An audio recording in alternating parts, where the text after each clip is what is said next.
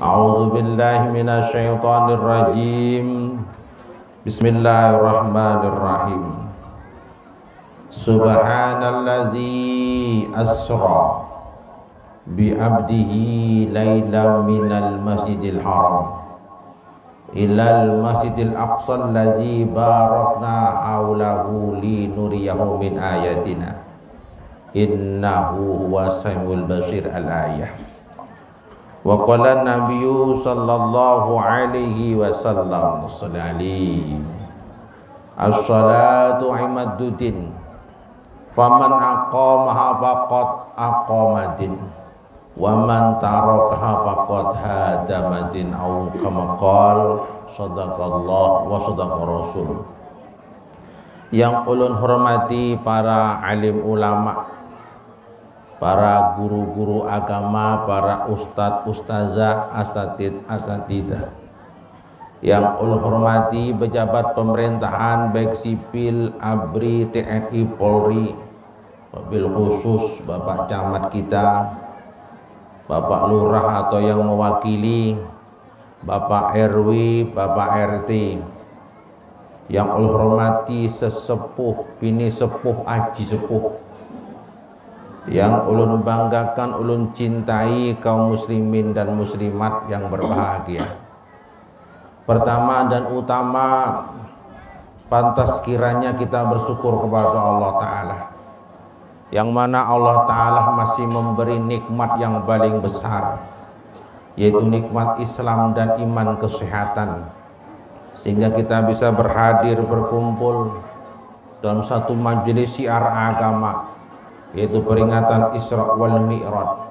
Semoga hal ini akan menjadi asbab kita bisa kumpul di dunia dan akhirat bersama guru-guru kita dan Rasulullah SAW. Amin.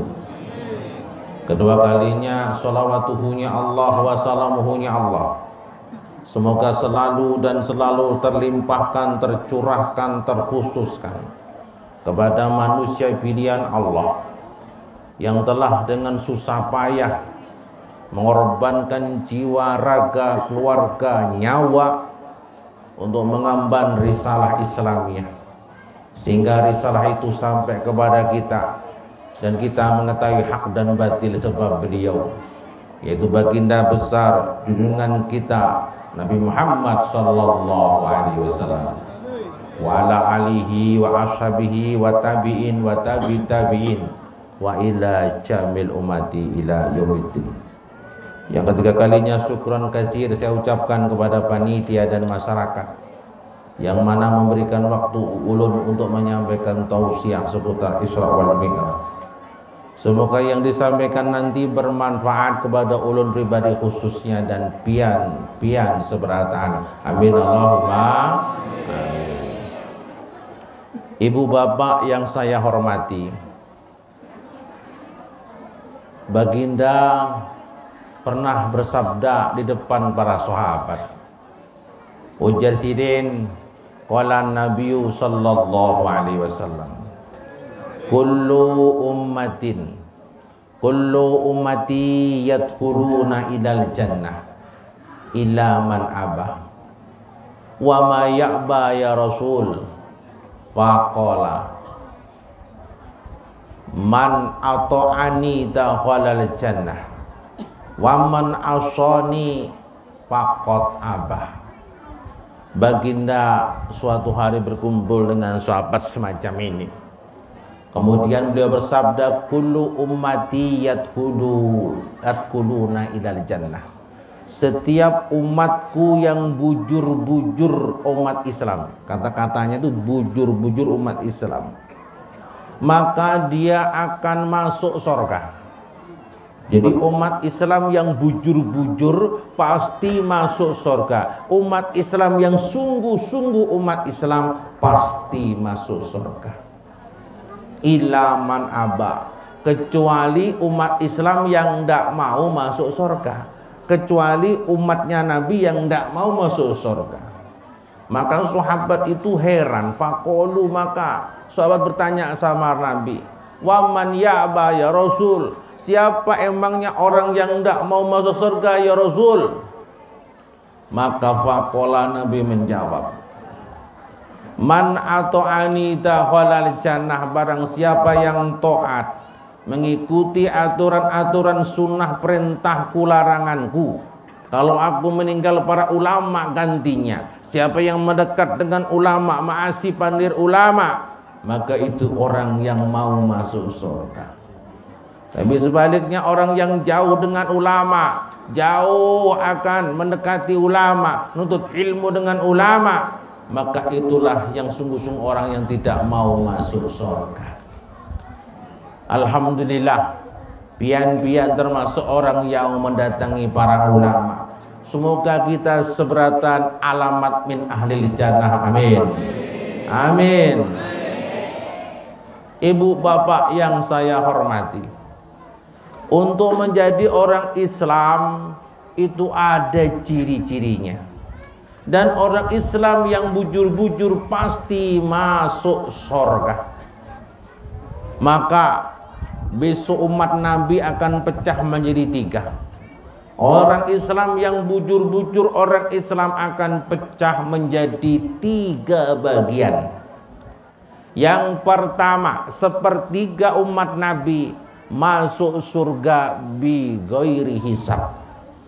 Dia lahir, kemudian hidup, kemudian mati.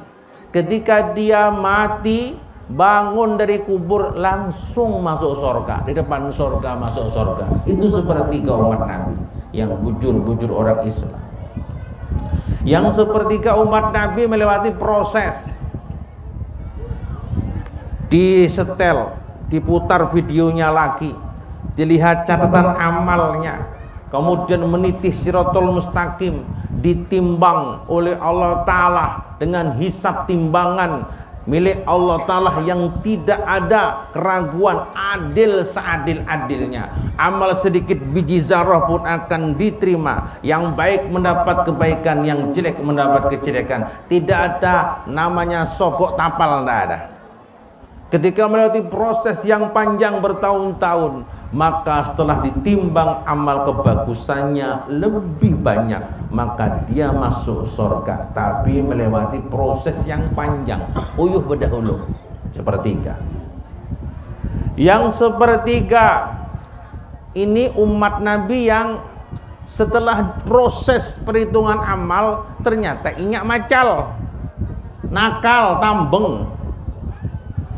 Setelah ditimbang maka banyak kejahatannya, maka dosanya menggiring seperti baju. Iman itu seperti baju, kekotoran baju ini seperti dosa yang kita lakukan. Kalau dosanya itu sedikit, seperti baju yang kotorannya sedikit. Kalau dosanya banyak, maka seperti kotoran baju yang kotorannya melekat di baju. Dan kemudian supaya bersih, tidak ada jalan lain kecuali di laundry dulu di neraka jahanam. Diucek di namanya diucek ya, lorong gitu. Ucek.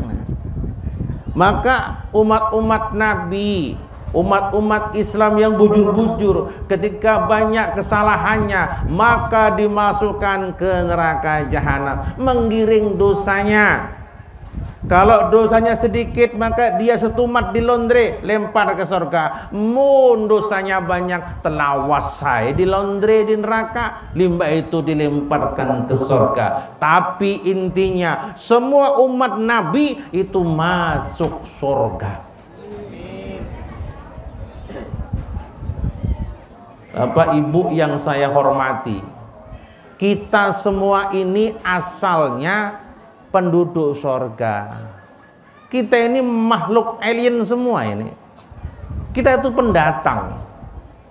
Yang asli penduduk bumi itu ya sapi, wedus, kebu, iwak, ini asli penduduk bumi. Kita ini pendatang. Namanya pendatang, kita ini stumat di sini. Setelah mati kita kembali ke rumah kita, cuma rumahnya 2. Yang hakon ke surga kembali rumah asalnya surga, yang kada hakon ke surga maka dia tiada lain tempatnya neraka jahanam. Nah, Untuk mengetahui kita ini termasuk orang Islam atau tidaknya gampang. Siapapun orang Islam pasti di antara tiga ini. Saya ulangi, siapapun orang Islam pasti di antara tiga ini. Kalau enggak bigger hisab, kemudian proses timbangan amal ke surga, atau di laundry berdahulu tapi pasti ke surga. Tapi bagaimana untuk menentukan orang itu Islam tidaknya? Maka untuk menjawab itu satu saja. Kalau tak ingin tahu orang itu Islam bujur atau Islam KTP. Banyak Islam KTP, nama Paimo agama Islam. Nah, Paimo agama Islam. Umpama nih. Nama Paijo agama Islam. Islam. Semua KTP-nya Islam, tapi Islamnya di KTP saja kah, atau Islam yang sungguh-sungguh? Lah, untuk mengetahui bahwa kita itu Islam tidaknya, cuma satu untuk mengetahuinya. Ibu bapak, kalau ada perempuan tuh hamil, untuk mengetahui perutnya ini tumorkah bayi, maka ada satu alat namanya USG. Limbah USG dilihat, oh tumor, oh bayi, dan bayinya pun bisa dilihat yang 3 dimensi, oh laki-laki, oh perempuan. Dengan alat itu kelihatan yang di dalam parut, dan pasti bujur ketika lahir hampir 90% sesuai dengan yang dilihat di USG yang 3 dimensi loh. Artinya apa? Untuk mengetahui kita Islam tidaknya ada USG-nya. Apa USG-nya itu? Yaitu sholat. Makanya Nabi ini di Isra Mi'rajkan tadi untuk mengambil USG, untuk mengetahui umatnya, siapa umatnya yang benar-benar umatnya. Maka Nabi dipanggil oleh Allah untuk mengambil alatnya, namanya USG tadi itu, yaitu sholat. Maka untuk mengetahui seseorang itu sholat, untuk mengetahui orang itu Islam tidaknya, lihat di sholat. Maka hadisnya jelas, Bapak Ibu yang saya hormati. As-sholatu imaduddin, faman aqama faqad aqamadin, wa man taraka faqad hadamadin. Barang siapa orang yang sholat berarti menegakkan agama, tafsirnya punya agama. Barang siapa orang yang tidak mengerjakan sholat berarti dia merobohkan agama, alias tidak punya agama. Penentuan orang itu jadi orang Islam tidaknya dilihat dari sholatnya. Kalau sholatnya istiqomah, maka dalil itu orang Islam. Tinggal dia di antara tiga tadi. Tapi kalau dia sholatnya sudah jelek, kacau, apalagi tidak sembahyang, itulah namanya Islam KTP. You understand? You understand? Kuncinya, USG-nya untuk mengetahui orang itu Islam tidaknya, sehingga min ahlil jannah, ahli surga, dari sholatnya. Kenapa kok ukurannya sholat guru menjadi ukuran Islam? Perhatikan, agama Islam itu dikatakan Islam sempurna kalau mengerjakan rukun Islam. Rukun Islam itu mulai syahadat, sholat, puasa, zakat, haji. Yang 5 ini sudah kumpul di sholat secara maknawi. Contoh, kalau pengen sholat pasti at-tahiyatul mubarakatus sholawatut thayyibatu lillah. Assalamu alayka ayuhan nabiyyu wa rahmatullahi wa barakatuh. Assalamu alayna wa ala ibadillahi shalihin. Asyhadu an la ilaha illallah wa asyhadu anna muhammadar rasulullah. Nah, jadi at-tahiyatul itu harus benar. At-tahiyatul mubarakatus sholawatut thayyibatu lillah. Ini taltul semua. Tahiyatul mubarakatul sholawatul thayyibatul. Lopot itu. Kada asok, rukun itu. Baca tahiyat itu rukun. kudu bener, harus benar. Atahiyatul mubarakatus sholawatut thayyibatu lillah. Muntal tul kentalkan tul nanti.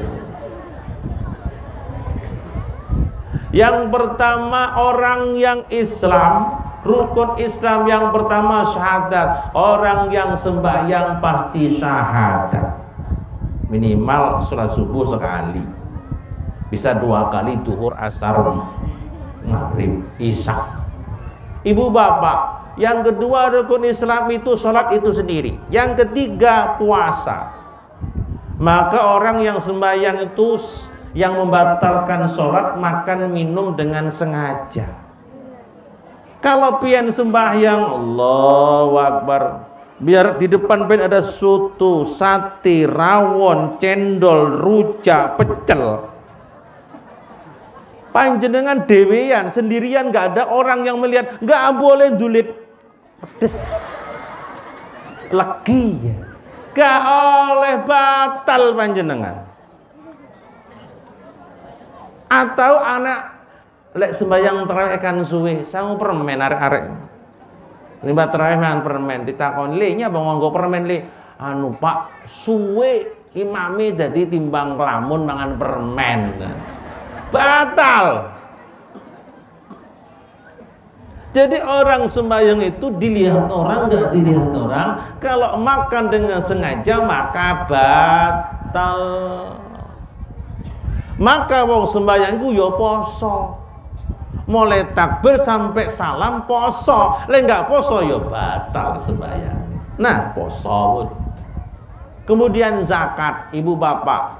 1442 tahun yang lalu baginda dalam hadis Nabawi mengatakan kullu jawari, setiap anggota badan itu ada namanya sendi-sendi. Sendi-sendi ini nih, potongan-potongannya. Dengan ada sendi maka pian bisa megang. Nah, kalau nggak ada nggak bisa. Kita jalan bisa lemes. Potongan-potongan ini sendi. Sendi-sendi di tubuh manusia, ujar Nabi 1400 tahun yang lalu mengatakan ada 360 sendi. Perkembangan ilmu modern, ada satu cabang ilmu anatomi tubuh manusia menghitung sendi manusia. Ternyata benar. Delok nang ngene Google ndak percaya. Sendi tubuh manusia 360 jumlahnya. Setiap hari harus dizakati, ujar Nabi. Nopo zakati kanjeng Nabi? Apa zakatnya ya Nabi? Maka Nabi menjawab, gerak sholat takbir sampai salam. Maka orang yang sholat berarti dia membayar zakat persendian tubuhnya. Kalau dia tidak sholat berarti dia tidak bayar zakat. Hitungan besok sama Allah, totalan sama Allah. Ini yang keempat. Yang kelima, kalau ada orang tolak haji ke Mekah, ya walaupun sekarang masih tanda tanya, tahun ini haji ini jadi diberangkatkan apa tidak. Adapun yang berangkat gen gair juga, kubusnya kena corona kayaknya. Bapak Ibu yang saya hormati, orang yang tolak haji pasti sembahyangnya pada waktu musim haji menghadap Ka'bah. Kita pun di Indonesia sembahyang di sini menghadap Ka'bah. Hakikatnya tolak haji juga terjauh gitu ya. Sehingga dengan sholat 5 waktu ini maka membuktikan orang itu jadi orang Islam karena sudah melaksanakan rukun Islam secara maknawi. You understand? Satu. Yang kedua, pengen bertanya, guru-guru ulun betakon, kalau umpama nih ulun nih sembahyang nih munduhur sembahyang murwe, duhur, asar, maghrib, isya sembahyang, cuma yang alih benar subuh alih benar. Apakah saya termasuk orang Islam, guru? Nah, dengarkan nih. Islam itu kalau bahasa tasrifnya diambil dari wazan aslama yuslimu islaman atau af'ala yuf'ilu if'alan, artinya selamat. Maka orang yang mengerjakan Islam itu pasti selamat. Selamat di dunia, selamat di alam barzakh dan selamat yaitu di akhirat. Lah untuk selamat tadi maka ulama mengatakan I ingin, S selamat, L laksanakan, A ajaran, M Nabi Muhammad. Islam itu ingin selamat, laksanakan ajaran Nabi Muhammad. Apa ajaran Nabi itu? Islam juga. I Isya, S subuh, L lohor, A asar, M maghrib. Jelas cetok welo-welo. Urut. Islam ini ingin selamat. Kalau sampai ingin jadi orang Islam bujur, ingin selamat, ikutilah ajaran Nabi Muhammad, maka ikutilah Islam dengan 5 I Isya, S apa? Su, L-nya apa? A-nya apa? M-nya apa? Maghrib.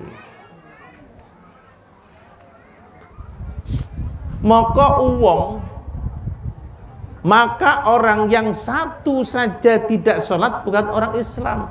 Kalau tadi ada orang bertanya, guru, ulun sembahyang lainnya sholat, cuma subuh kada, bukan Islam, itu ilam. Apa bu? Ilam. Maka jangan kaget. Besok Nabi ditanyai oleh, suatu hari Nabi ditanyai oleh sobat. Nabi, ya. Umat manusia kan banyak Nabi.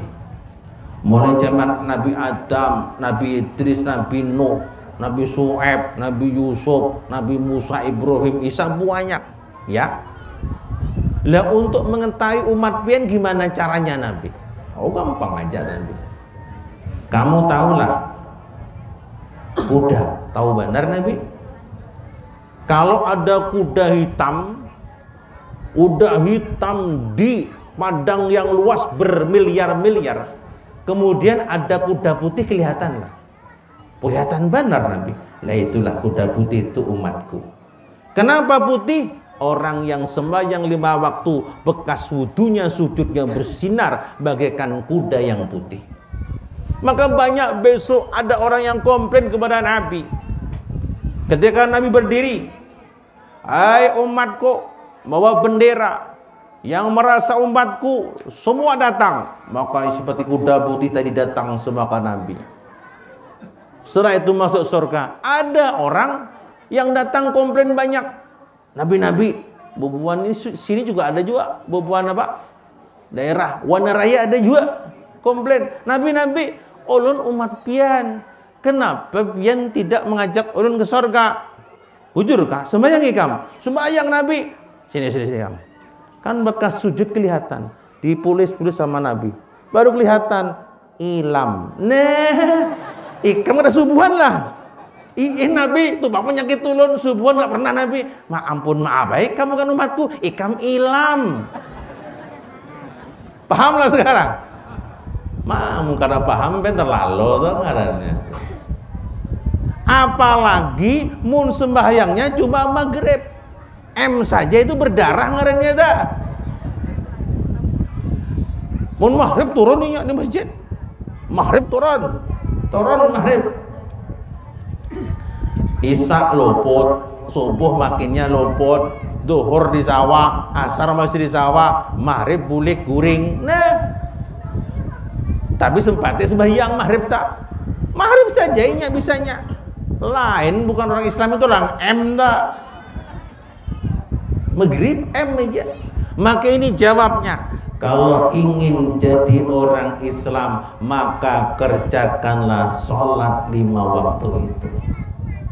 Bapak Ibu yang saya hormati, sebanyak amalan segunung, bahkan amalan pian itu sepenuh dengan langit bumi, tapi kalau tidak ada sholatnya seperti air tidak ada wadahnya. Air yang tidak ada wadahnya akan jatuh di bumi, teresap di air. Air itu di bumi tidak ada gunanya. Inna awala ma yuhasibu bihil abdu min amalihi yaumal qiyamah sholatuhu. Besok yang pertama dihisab di hari kiamat setiap manusia, yaitu amal yang pertama sholatnya. Fa in soluhat fakot, ketika sholatnya itu bagus, fakot, maka sungguh-sungguh aflah, beruntung dan berhasil.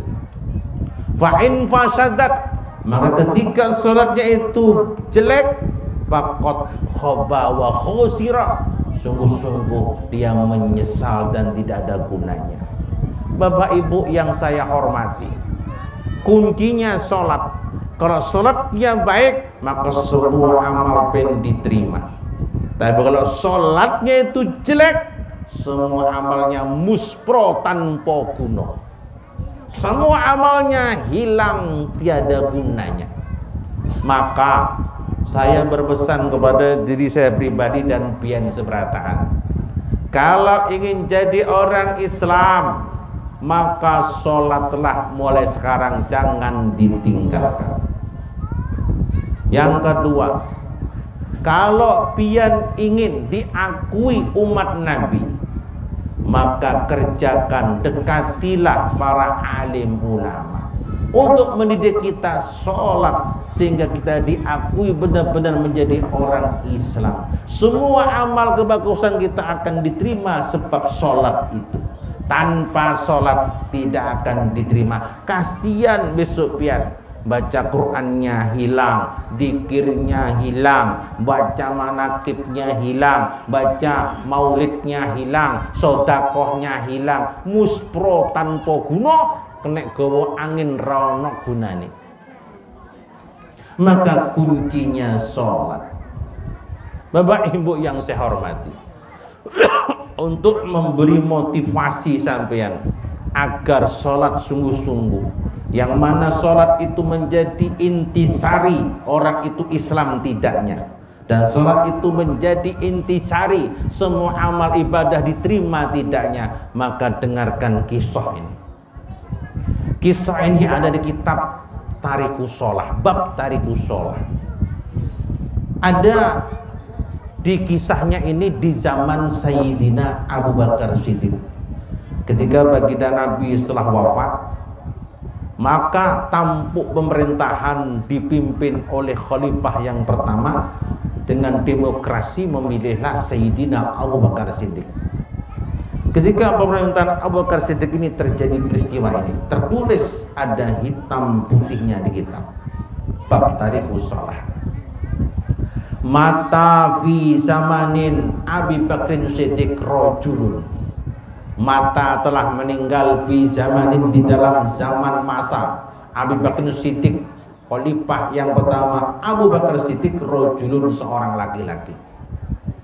Ada seorang laki-laki di zaman Sayyidina Abu Bakar Siddiq itu orangnya lama, sugih, bos, karena bos, duitnya banyak, anaknya banyak, bininya banyak juga, anak buahnya banyak, duitnya banyak. Ketika mati bosnya tadi, datangan seberatan kumpul lah. Anak buahnya, kalau bahasa kitanya sekarang Haji Isam lah. Haji Isam banyak, kalau bosnya itu anak buahnya, datanganinya sidin meninggal. Datang. Umpamanya orang sugih banyak di Banjar ini. Ini contoh aja. Kemudian atau orang-orang sugih lainnya lah, siapapun orang sugih. Tapi kebetulan ini orang sugih di zamannya itu meninggal, di zaman itu Abu Bakar Siddiq. Kemudian karena beliau sudah punya harta banyak, anak buah banyak, dan semua anggota keluarganya banyak, datang. Dia kemudian dimandi, Pak. Dimandi normal, dikafani normal, beban pemandian sendiri normal, beban pengafanan normal, kemudian dikafani, dipocongi normal. Karena dia sugih, maka dia membooking masjid yang ganal di zaman itu. Dibooking masjid yang ganal. Semua masyarakat diberi amplop 100 ribuan, datangannya semua 100 ribu. Semua stumat aja menukang uyu seharian. Semua Allah Akbar boleh. Datangan, sekampung datangan. Masjid ganal, tuan guru yang harus dibooking juga. Limbah sudah diangkat mayat tadi di depan masjid. Tuan guru berdiri di depannya. Semua jamaah bersop di belakangnya berbaris rapi. Maka berniatlah tuan gurunya, usalli ala hadzal mayyit arba'at takbiratun fardu kifayah imam nilai telah. Pada waktu mengangkat ternyata faqamu ila sholati alaih, bahasa Arabnya. Ketika imamnya sudah mau berdiri mau nyolati mayitnya tadi, faizal kafanu yataharraku. Faizal kafanu yataharraku. Tiba-tiba kain kafannya bergerak-gerak. Akhirnya imamnya tadi, mayite urip. Ujar imamnya, mayitnya hidup. Bukaan cepet keplepekan gue. Jadi imamnya tadi menyetop sembahyang. Mayitnya hidup tuh bergerak-gerak. Cepat dibuka pocongnya. Kainak behinak. Muka ada behinak mati pulang kena. Masya Allah Pak. Kemudian anak buahnya langsung loncat Pak. Dipacul, dibuka. Malah dipacul di bahasa Jawa bahaya Pak. Di penggalnya itu. Bahasa Banjar dilepas ya lah. Maka dilepas setelah pocongnya. Pocongnya dilepas. Limbah dilepas dibuka. Nah, fanazaru fawajadu fanazaru, maka semua menyaksikan. Karena ketika imamnya mengatakan hidup, semua kumpul Pak mengelilingi. Ketika dibuka fanazaru, maka semua melihat. Fawajadu, dia menemukan di depan matanya al-hayatan mutawiqatan, ular. Hayatan bahasa Arab, bahasa kitanya ular. Mutawiqatan itu nglubet, melilit. Fi unukihi, ing dalam gulune, di lehernya. Hayatan mutawiqatan fi unukihi, melihat ternyata yang uget-uget tadi, yang bergerak kain kafannya itu bukan mayitnya hidup Pak, ternyata ular. Ular tadi melilit di lehernya. Sing geger bubuan pemandian mbek pengafanan. Jadi pemandian, "Jo, aku mau ngedusi mbek kowe to. Gak ono ulone to." "Iya gak ono, emang awake ngedusi gak ono ulone." Jadi bubuan pemandian ngomong, tadi kita kalau yang mandiin gak ada kalau ularnya, dadak. Kita berdua yang mandi, dadak aja. Habis itu bubuan pengafanan, daur juga. Kita tadi kalau yang mengafani lima dimandiin, 3 orang, adalah ularnya dia adalah, dadak aja. 3 orang tadi. Nah, ujar Inya, nah bukan ular sembarangan nek, bukan ular sembarangan nek, ujar bubuan pengafanan, bubuan pemandian. Limbah itu Bapak Ibu yang saya hormati, cerita berlanjut. Ketika ular tadi melilit di lehernya si bos tadi, takulu lahmahu wa tamusu damahu. Takulu, maka memakan lamahu akan dagingnya, wa tamusu, dan menghirup damahu akan darahnya. Jadi ular tadi mematuk bek irung entek apa? Bek gulune entek. Dadi kabeh niku ndelok saestu niki, duduk cerita si kancil yang timun niki. Dadi ular niku ular tadi, Pak. Limbah dilihat oleh yang hadir semua, menggigit dan menghirup dagingnya si bos tadi. Wah, digigiti semua. Orang-orang semua ketakutan. Tapi ada yang nggak terima. Siapa? Keluarganya. Jawara-jawara semua keluarga. Banyak yang keluar bawa parang, bawa cangkul, bawa celurit. Ke orang Banjar bawa kayu ulin. Wah, fa'arodu, maka menghendaki semua keluarganya qatlaha, akan membunuh, akan ular itu. Nah, Bapak Ibu yang saya hormati, tiba-tiba sudah parak, sudah bawa parang, bawa cangkul, bawa celurit. Nah, hendak ditimpas nih, hendak dibunuh ular tadi. Wah, di fa'arodu qatlaha, ketika hendak mau dibunuh, mau ditimpas tadi.